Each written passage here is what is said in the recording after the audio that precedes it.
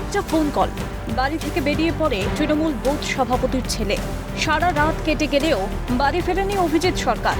ভোরের দিকে এলাকারই এক যুবক তার পরিবারকে জানায় অসুস্থ হয়ে পড়েছে অভিজিৎ। এদিকে পরিবারের লোকজন গিয়ে দেখতে পায় রক্তাক্ত অবস্থায় অভিজিতের লাশ পড়ে রয়েছে। নদিয়ার হাঁসখালির হুদাচাপড়া এলাকার তৃণমূলের বুথ সভাপতি অজয় সরকারের ছেলে অভিজিৎ সরকার। তার মৃত্যুতে কান্নার রোল পরিবার জুড়ে। তৃণমূলের বুথ সভাপতির দাবি, খুন করা হয়েছে তাদের ছেলেকে। দাদা গতকাল ও বাড়ির থেকে 8টা নাগাদ কে ফোন করলো, ও বাড়ির থেকে বেরিয়ে গেল। যাওয়ার পরে আর ফেরেনি।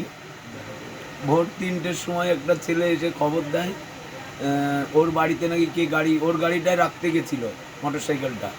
তখন ও বলে অপূর্ব কোথায়, বলে অপূর্বর শরীর খুব খারাপ, কোথায়? তখন ও ছুটে এসে দেখে ভ্যানের উপর শুয়ে পড়ে আছে। ওই অবস্থায় ও আমাদের বাড়ি খবর দেয়।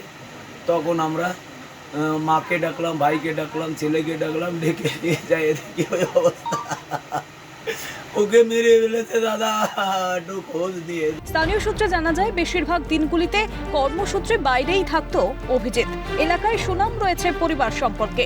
তাহলে কেন, কি কারণে খুন করা হলো অভিজিৎকে? পুরনো কোনো শত্রুতা নাকি রাজনৈতিক কোনো কারণ, উঠছে প্রশ্ন। তারপরে এমনি ছেলে হিসাবে ওদের ফ্যামিলি ভালো, ছেলে হিসাবে বললে ভুল হবে। ওর বাবা ভালো, ও ভালো, ওর মা তো আরও ভালো। এদিকে তৃণমূল নেতার ছেলের মৃত্যুতে মদের আসরকে দায়ী করছেন বিজেপি নেতা অর্জুন বিশ্বাস।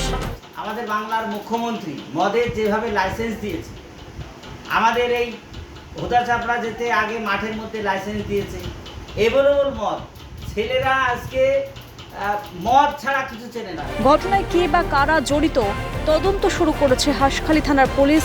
পরবর্তীতে কি তথ্য উঠে আসে, নজর থাকবে সেদিকেই। প্রসেনজিৎ বিশ্বাসের রিপোর্ট, ক্যালকাটা নিউজ।